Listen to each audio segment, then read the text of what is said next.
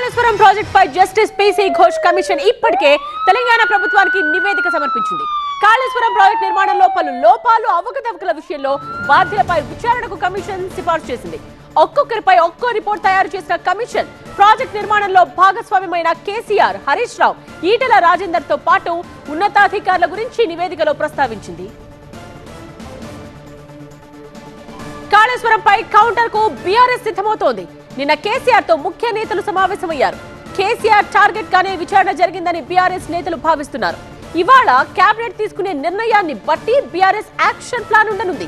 కాళేశ్వరంపై అన్ని అంశాలు ప్రజలకు వివరించాలని కేసీఆర్ నిర్ణయించారు. కాళేశ్వరం ప్రాజెక్టులో భాగమైన కన్నేపల్లి పంప్ హౌస్ ను ఇవాళ బీఆర్ఎస్ నేతలు సందర్శిస్తారు. కేటీఆర్ వెంట మాజీ మంత్రులు కొప్పుల ఈశ్వర్, గంగుల కమలాకర్ తో పాటు ఎమ్మెల్యేలు, ఉమ్మడి కరీంనగర్ జిల్లాకు చెందిన నాయకులు కూడా ఉంటారు.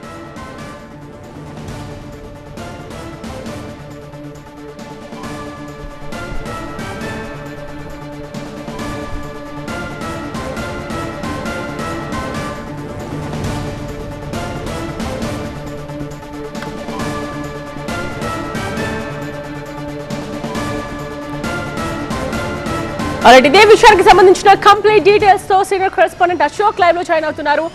తెలుసుకుందాం. అశోక్, సో తెలంగాణ కేబినెట్ లో ముఖ్యంగా కమిషన్ రిపోర్ట్ కి సంబంధించి ఎటువంటి డిసిషన్ తీసుకునే అవకాశం కనిపిస్తోంది? ఇప్పుడు చర్చించుకుంటున్నట్టు సిఐడి రంగంలోకి దిగే ఛాన్సెస్ ఎంతవరకు ఉన్నాయి?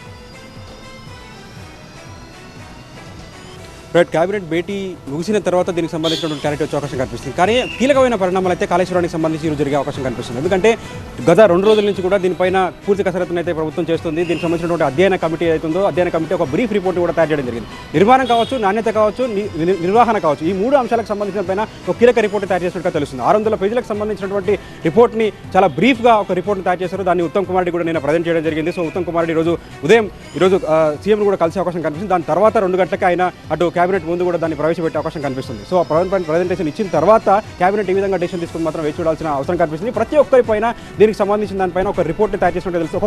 ఒక్కొక్కరిపైన ఒక్కొక్క రిపోర్ట్ని తయారు చేసినట్టు తెలుస్తుంది. ముందు నుంచి కూడా ఆర్థికపరమైన అంశాల గురించి కావచ్చు, నిర్మాణం కావచ్చు, అలాగే నాణ్యత విషయంలో కావచ్చు, దీనిపైన పూర్తి స్థాయిలో అటు అనేక ఆరోపణలు వస్తున్న నేపథ్యంలో దానికి సంబంధించినటువంటి అంశాలు ఈ కమిషన్ రిపోర్ట్లో కూడా ఉన్నట్టుగా తెలుస్తుంది. సో దానిపైన కేబినెట్ ఎలాంటి డెసిషన్ తీసుకోబోతుంది, ఎలా ముందుకెళ్ళబోతుంది మాత్రం ఆలోచించాల్సిన అవసరం కనిపిస్తుంది. అయితే దీనికి సంబంధించి సిట్టింగ్ కూడా ఏర్పాటు చేసే అవకాశం కనిపిస్తుంది. అలాగే సిఐడి కూడా ఇస్తారా అనే దానిపైన కూడా ఒక చర్చ జరుగుతున్న నేపథ్యంలో అటు కేబినెట్లో అటు ఉత్తమ్ కుమార్ రెడ్డి వీటికి సంబంధించినటువంటి ప్రజెంటేషన్ జరిగిన తర్వాత కేబినెట్ ఏ విధంగా డెసిషన్ తీసుకుని మాత్రం వేచి చూడాల్సిన అవసరం కనిపిస్తుంది.